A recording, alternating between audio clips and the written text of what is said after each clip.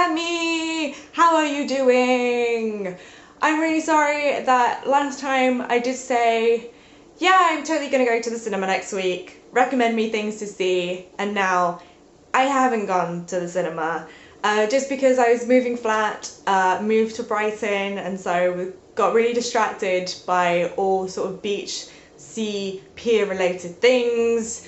But I thought I'd still try and do some kind of review and realised I could maybe review something from my DVD collection because it is huge and disorganised, and I thought maybe you guys could kind of help me sort it out and decide what to keep and decide what to symbolically throw into the ocean.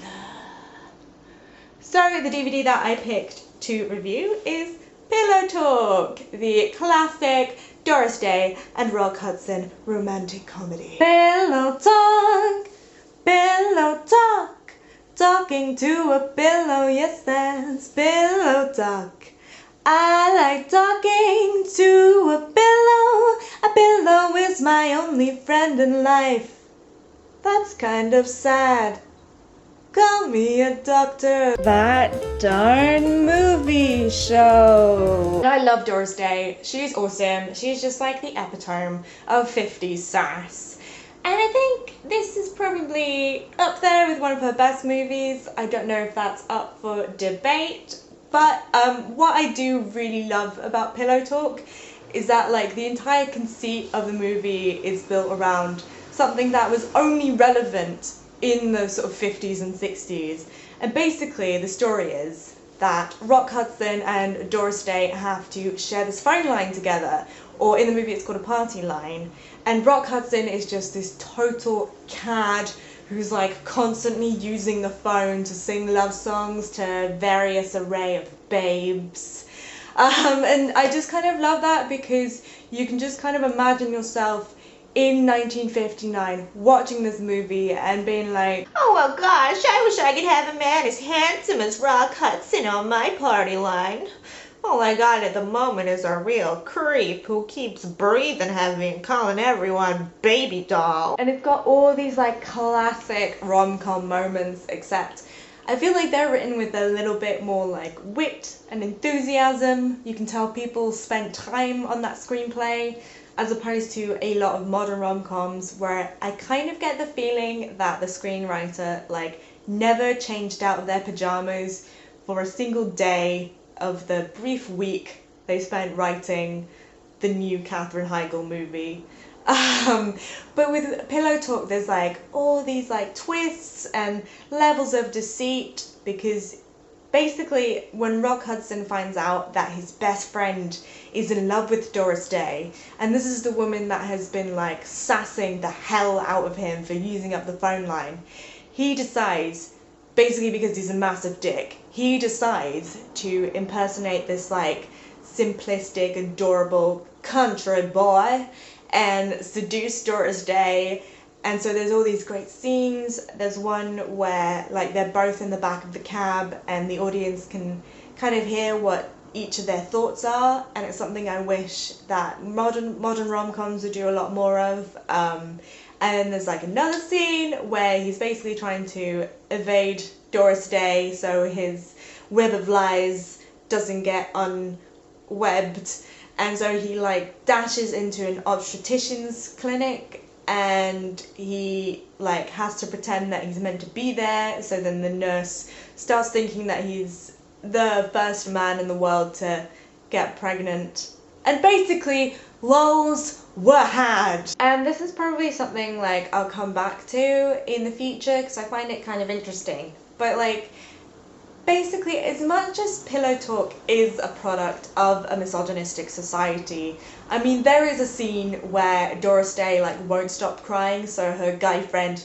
slaps her in the face to snap her out of it, but then everyone else in the diner thinks that he's a domestic abuser, and it's meant to be like, ha ha ha, what a mix-up.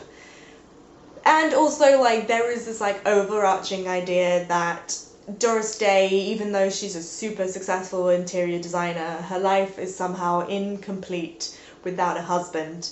But like, having said that, it's a weird thing where I kind of personally feel that I look up more to the female leads of the sort of 50s and 60s romantic comedies. Because I mean, if you look at Doris Day in this movie, she is cool and stylish and successful, and she's smart and witty, and she's just totally got her life together. And then on the other hand, like if you look at the female leads of modern romantic comedies, like they are gigantic messes. They are terrible at being human. Like, they are just completely disorganized and so clumsy. Like, they're running out of the door half an hour late for work with, like, pouring coffee down the front of their shirt. And then, like, the whole point of these movies is that, oh my gosh, now along comes Mr. Perfect, who either teaches said human lady mess to be a real human being, or is like so generous and so full of charity that he could possibly accept this woman with all these terrible flaws. What a nice guy. Example being friggin' Confessions of a Shopaholic. Oh, don't mind me. I'm just a girly girl dum-dum who's totally addicted to shopping. And somehow I ended up at a major financial magazine. Isn't that funny? I just wish that some put-together, successful and handsome man would teach me how to be a responsible adult. Ooh. And I am a clumsy, idiotic and immature woman, and I don't mind Hollywood representing me on the screen, that's pretty cool. But what I don't want is Hollywood telling me that that makes me some kind of horribly flawed human being that only an angelic soul of a man could possibly put up with. You know, maybe I want to find my own idiotic, immature and clumsy man to fall in love with, and then we can move in together and burn that house down. And I hope it doesn't sound like I am like trying to defend or justify or make excuses for these comedies from the 50s and 60s, because I mean, I love watching them, but it doesn't stop them from being filled with misogyny and with racism. But I guess my approach is that I try and watch them with a level of hindsight and, you know, an awareness that they are products of their time, and that, you know, obviously that stuff is not okay anymore. So I guess in that sense I do find it weird that I do look up to and admire more these female characters from these older movies, from these supposedly more backwards thinking, you know, films of the past, as opposed to our awesome, forward-thinking, supposedly feminist, modern characters. So sorry, yeah, I had to switch location temporarily. So yeah, I mean, I guess that whole section was more of kind of a ramble than any particular kind of definitive theory or analysis.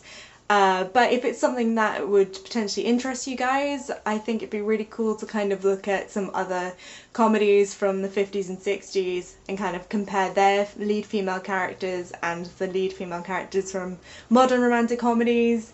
And I'd really love to know if you guys have any thoughts on this, if you agree or completely disagree with me. Please let me know. I think it'd be cool to maybe collect some opinions into a big opinion pot.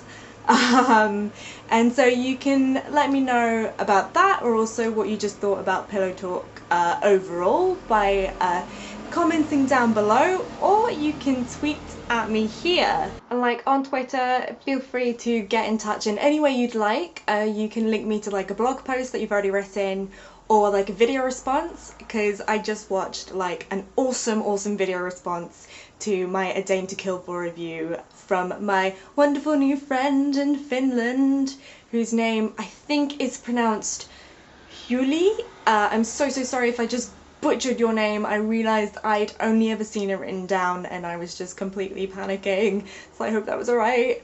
But yeah, her video was absolutely amazing. I loved it to pieces. She definitely convinced me to go back and read the original comics, and also she just did this great analysis of Ava Lord and just did some awesome impressions of her as well. So yeah, video responses, blog posts, anything, like I super appreciate any of your opinions that you'd like to send me.